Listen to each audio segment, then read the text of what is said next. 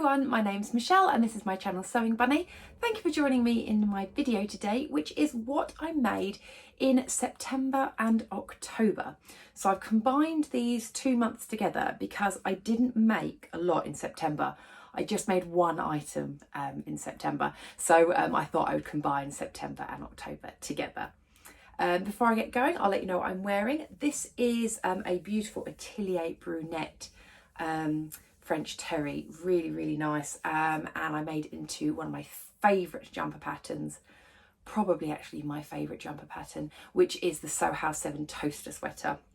I absolutely love this. What I do is, because this is a really soft sort of like French terry, it's quite drapey, I guess, for French terry, and I fold the funnel neck down one to kind of give this sort of slightly open sort of funnel neck. I really like it. It's so nice and cozy, and I do love the fact that it is jumper season. So I've been out this morning to my first sort of winter Christmas fair of the year, so that's really exciting. Lovely to kind of see all the stalls and everything, and starting to, dare I say, feel a little Christmassy. So yes, anyway, let's get going with what I made in September and October. So first off, let's do the one in September. You probably have seen this item. It's the dress that I made for the dressmaker's ball. That's why it was the only thing I made in September, because I wanted to try and get ahead of myself and do it in August, and I didn't get around to it. So I had to dedicate most of September to get the dress sorted. So first off, I'll go through the pattern. So I actually did two patterns and sort of merged them together. So I just did a self-drafted 3/4 circle skirt, and then I made this as the top, which is the Vogue 1923.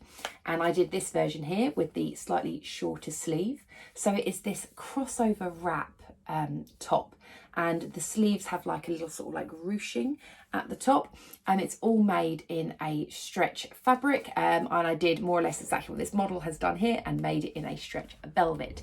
Now I do have a dedicated dressmaker's ball vlog. If you haven't seen it, I will pop a link thing up here, where I kind of go through kind of what I was doing with the dress and kind of how it went.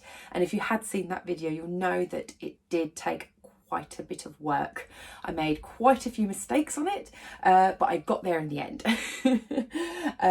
But yeah, this pattern, yeah, it wasn't the easiest to follow, I'm not gonna lie. I must admit, I've only made a couple of Vogue patterns, and they aren't the easiest ones to understand. Even the ones I think that say very easy aren't necessarily that easy, but because I've got a fair amount of sewing experience, I did manage to work it out. But yeah, I wouldn't say this is beginner friendly at all, but it is a really nice pattern. One thing I did find very annoying though was the fact that, I mean, yes, it's a beautiful slightly off the shoulder, or just sitting on the shoulder, I guess, design. But what I was finding is when I made it up, it would never stay like this, ever. As soon as you moved your arms or did anything, then this would just literally bunch right up by your neck. So yeah, probably not the best thought out design, I would say, for Vogue. So what I had to do was in all of these places, so kind of from the shoulder here and then across the bust, I had to anchor it down. So I had to do loads and loads of little sort of tack stitches. I couldn't really slip stitch it into place because otherwise it kind of would have pulled a bit too much, but I just had to kind of like tack it down in multiple places and all the way around the back as well. Because if I turn the pattern round at the back, it's just straight here. So again, I had to tack it down in all these different places on the back. Otherwise, yeah, every time you moved your arms, it would just smush up. So I'll show you the dress. I'm going through the details first because the dress, I've got it on a hanger and you can't really see all the details on it. I will obviously insert pictures of me wearing it, but I made it in a red stretch velvet. Beautiful. I love this red. It's so pretty, and I just have to say thank you so much to every single person that said red suited me. I've never really worn red, that much, but yeah, lots of people said that yeah, red really suited me, so that's really nice. So I might try and potentially buy more red fabric, I think, because yeah, everyone said it looked really nice. But yes, this is it. So if you ignore the skirt section for the time being, this is just the top. So this is what I mean. So you've got like this wrap bodice bit here, and then you've got the sleeves, and then you've got like these sort of ruched bits at the top. If I take it off the hanger, it just goes thump into a ball. So I kind of do need to keep it on. But you can see I've had to sort of tack it in place there because otherwise it just wouldn't have sat properly. And I did have to tack it down on the sleeve here, down here. And then you can definitely tell on the back where I've done it in these points here. Obviously, because it's hung up and it's dragging down, that's kind of why it's doing that. When I was wearing it, you couldn't see the little marks, but yeah, I've had to tack it down. But yeah, that is the top, and yeah, I was really pleased with how it looked overall. I did grade out, so I did a size, I can't remember now off the top of my head what I did. I think I did a size 14 on the bodice because that was my bust measurement, and I was very aware that I needed to get a good fit on the bust, so I did a size 14 on the bust, and as you can see, it's very close fitting on the waist, and my bust is in, let's say, a normal size. My bust is smaller than my waist, so I always have to grade out. So I did grade out to a 16 on the waist so that it wouldn't be so tight that it would be lumps and bumps sort of everywhere. So that's what I did. So I graded out to the 16, and yeah, it's still very sort of close fitting but not tight. So yeah, that's what I did there. And then this is my self-drafted 3/4 circle skirt. Oh, if you can sort of get the gist of it there. And yeah, this was yeah, so just a self-drafted one, very easy to do. There are so many tutorials online as to how you can make it, and the version I did is I used an elasticated channel. So I created like a band to go round the skirt and then inserted elastic, and I wanted to make sure that the elastic wasn't like bunched up. So you know, sometimes if you do make a skirt or trousers with an elasticated waist, you can get it where it sort of looks like it's gathered. I didn't want that. I wanted to have a smooth front. So when I'm wearing it, it is a smooth front, believe it or not. But yeah, so I kind of did that. And the plan was to actually keep these totally separate. So I made up the bodice and then I made up the skirt. I even put a little label at the back of the skirt, which is this Beyond the Pink Door gorgeous one that I got in last year's advent calendar from them. Yeah, I put them both on together, and it just wasn't working because of the velvet, this being quite close fitting. It had a tendency to ride up, and also because of the nap of the velvet, I have the so the nap on the bodice is all going down and the skirt is going down. But of course, when you create a channel at the top, when you obviously fold it over, you have the nap going down this side, but then on the inside you have it going up. So of course I had the nap of the velvet down on the bodice and up on this inner part of the band, and of course, you know, as friction does, it just completely parted. And so every time I tried it on, whatever I did, it just kept giving me a massive gap in my waist. Nobody wants that at the dressmaker's ball where you could have a completely bare midriff. So I thought, no, I've got to do something about it.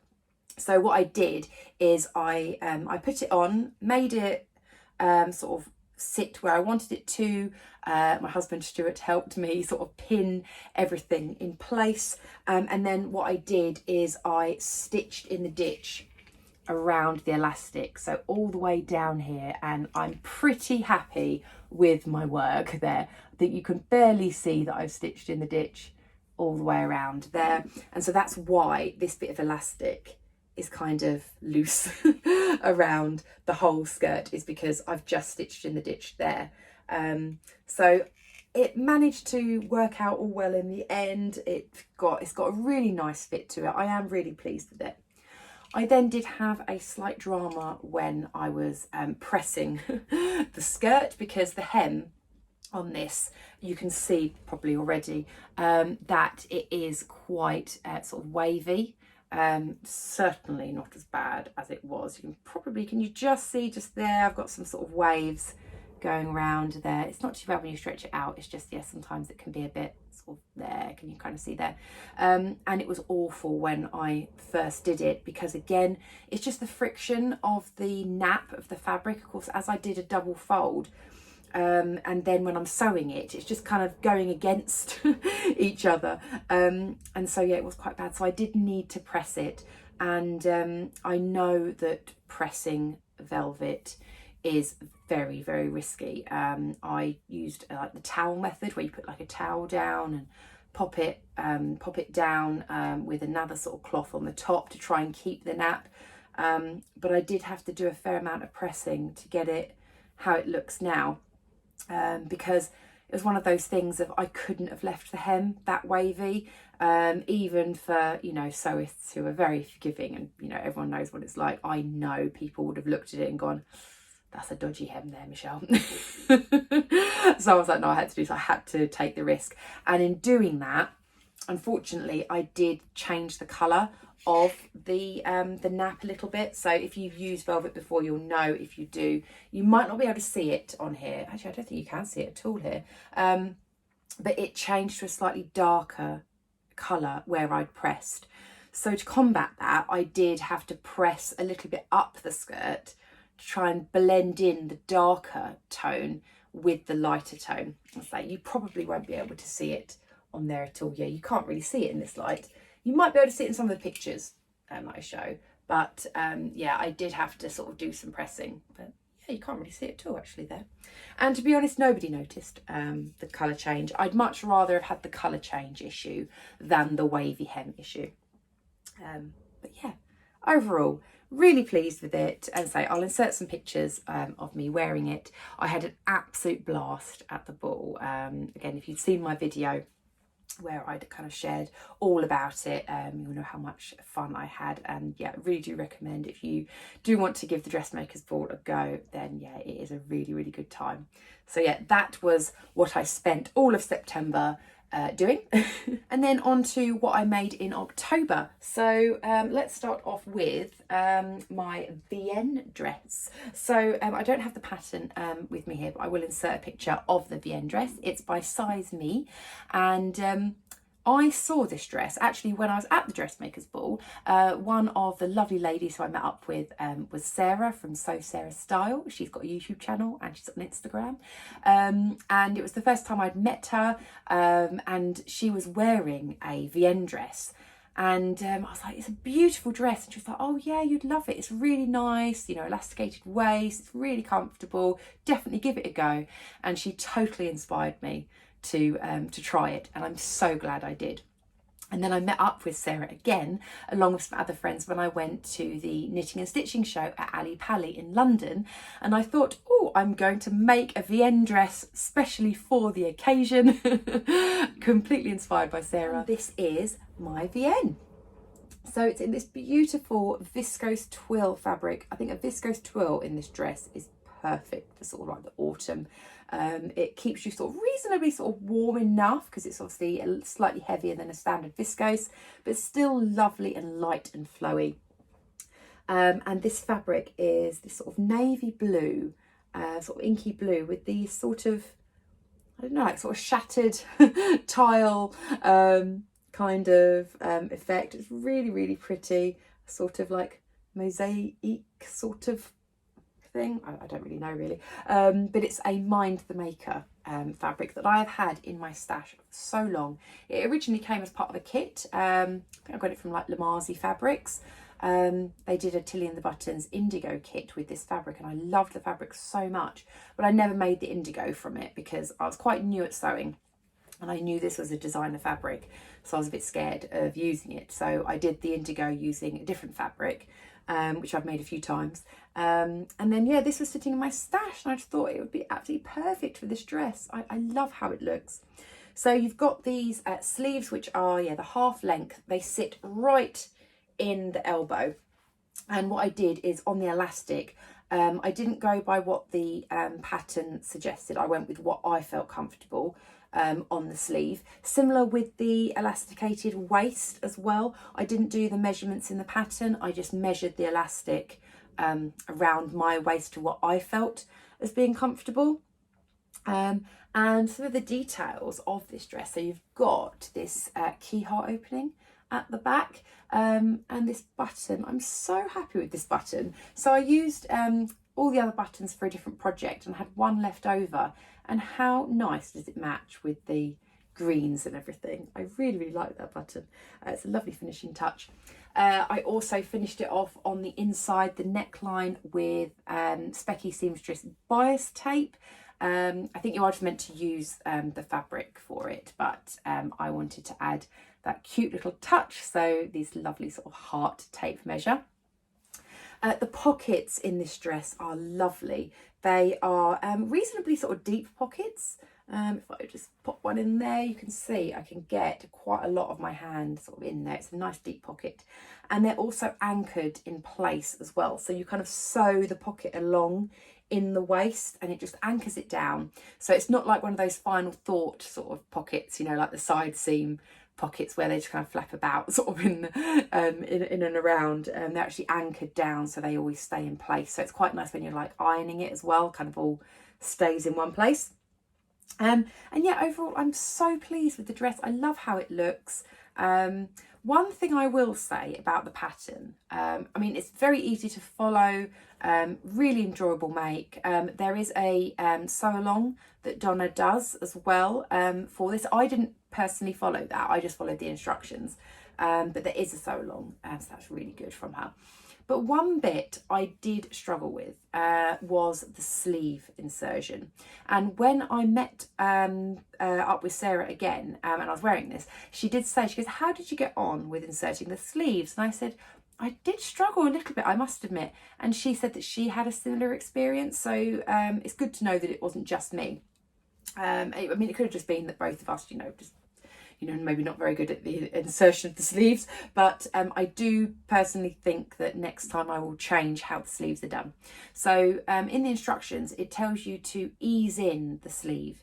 Now there is quite a lot of excess fabric in the sleeve compared to the armhole, much more than I've experienced before when I've tried easing in sleeves. I mean, I've been sewing for, you know, some time now, and yeah, definitely was a lot of extra fabric. And it didn't say to ease it in by using gathering stitches, which is what I've done in the past. It's kind of almost to kind of, you know, rest it together and it'll sort of, you know, match up. And I could not get it to match up. And you can probably see here, I have created folds because I was not able to get it eased in. I mean, I managed to do, you know, kind of all right for the rest of it. I mean, you can still see a few little puckers going along. Now, I didn't want to unpick it all because I've been going at it for absolutely ages. But what I should have just done is I should have just done the full gather and actually gathered up maybe the sleeve head and maybe just made it a little bit of a puff sleeve maybe. Because yeah, I couldn't get it to go in as well as I think the pattern suggests. So yeah, that is one thing I will definitely do differently next time, is I will either gather the head of the sleeve and make it an actual part of the dress that it's got a gathered top on there, or what I might do is find an alternative bodice and arm sort of sleeve piece sort of here that I can kind of trace maybe over the pattern, so that then I know that it's sort of a sleeve head and bodice section, which I know fits me. I hope that sort of makes sense. So I'll kind of lie the pattern down and then get another bodice with sleeve piece and lie it over the top and kind of adjust it that way. I don't know if I'll do that because obviously that is quite, you know, kind of long-winded. I might just, you know, gather the top and have like a little puff at the top, I think, which would be really nice. But I love the dress. It's a beautiful dress and I will wear it so many times. I have worn it out quite a lot already. Yeah, and I plan to make many more. I've got probably 2 fabrics that I bought specifically for making another VN. So yeah, I'm going to do that at some point because yeah, it's a lovely dress. And then another make from October. So this is the Sew Over It Molly top from the City Break ebook. One of my favourite tops. It's so easy to make. I love how it fits. It's kind of, I think, nicely fitted at the top, but nice and sort of loose. And I can just wear it, you know, for so many things. And usually I make it in a viscose jersey.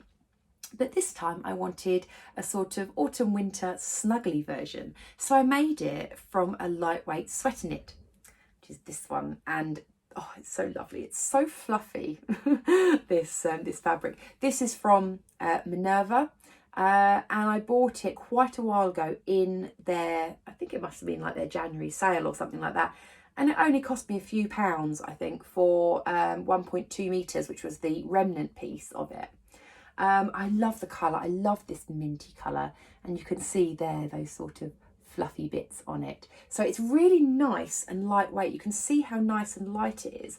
But because it's got that sort of fluffiness, it's really nice and cosy. And I love the Molly just because it's a really easy top to sew. You can see here that it's just literally a grown on sleeve and then a sleeve piece separate there. It's so easy to put together. You've just got the neckband and it's quite a nice sort of wide neck as well. So yeah, I love it. And I love the hem of this as well. You can see it's kind of got a slight dipped hem there. So it's like a curved hem. So it's slightly shorter at the front than it is at the back, and you've kind of got that slight curve that goes up. It's a really nice top. I love this top. So yeah, I've worn this already loads. It's just a really nice top. I need to make more actually like this because it's just perfect for, you know, kind of when you're indoors and you don't want to wear a really thick jumper. You want something quite lightweight, but you still want to feel a bit warm. So as I say, this is the first time I've made the Molly top, which is basically a t-shirt pattern from a sweater knit, and I think it works out beautifully. So I'm going to do more of these, 100%. I did also add in a little label here, which was from the first Kylie and the Machine advent calendar. I didn't have that, but one of my lovely viewers sent me a whole load of her spare ones, and this was one of them. So this is a little koala bear there, not koala bear, koala, they're not koala bears. And it says, I'm probably thinking about sewing. So yes, and I just thought the fuzziness of the koala just went quite nicely with the fuzziness of the jumper. So yeah, very pleased with that one. And then my last make from October is definitely my most snuggly one. I love this. So this is, before I show you the actual garment, it is the Tilly and the Buttons Stella Hoodie, which is from her stretch book, which I don't have with me. I thought I picked it up, but I picked up the wrong one. I picked up her Make It Simple book. It's not from that, it's from the stretch book. I picked up the wrong one. But I will insert a picture of the Stella Hoodie. I've made one before, really lovely pattern, really nice, easy to follow. And I decided to, this time, rather than just make the standard hoodie version, I wanted to make a longer version.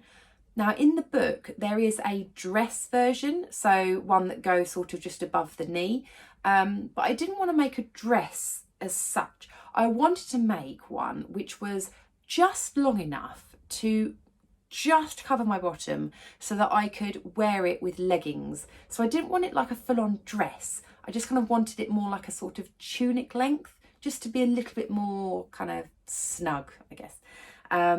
And I bought this fabric when I was at the dressmaker's ball, not this year, last year. Went to one of the fabric shops up in Leicester and I saw this fabric and I fell in love with it. And so yeah, I thought, oh, let's make a nice snuggly hoodie from it. And it is this one here. So it's this salmony pink colour, and it's got all these fun cats on, and they're trying to catch butterflies. It's so sweet. And this is a really super soft sort of sweater. What do you call it? Not sweater. Sweatshirting. And you can see probably just there, like all that fluffy fleeciness. Oh, it's so soft, so soft. And so yeah, I made it in this slightly longer length. So the standard hoodie length, I would say, would be kind of about here, but then I extended it. I think I extended it by about 5 or 6 inches, I think. And I did lower the pocket ever so slightly, just because I wanted a slightly lower pocket, because it was a sort of slightly longer length hoodie. I used just some plain pink jersey for the inside of the hood. I did finish it off with my rainbow overlocking thread as well, which I love. And yeah, I mean, I don't really know what else to say about it. It's just so super snug. I didn't put a bottom band on. The pattern doesn't call for a bottom band, but I know a lot of people do put on a bottom band to kind of cinch it in. But all I did was quite a deep hem, like a 2-inch sort of, or 1.5 inch probably, sort of like deep hem there, because I quite liked the look of how it kind of went out a little bit, because I kind of made it, I wanted to make it look like a sort of, not a dress as such, but sort of like a tunic length. So I continued the lines on, and then it just naturally just flares out slightly. So yeah, I'm really pleased with it. It's really nice and snug, perfect for coming into winter now. So yeah, really pleased with that. Finally used that fabric from my stash as well. So yeah, nice cozy make. So that was everything that I made in September and October. Let me know what you think, which one was your favourite. I'd love to know. And yeah, I guess I'll speak to you very soon in my next video. Take care, everyone. Bye.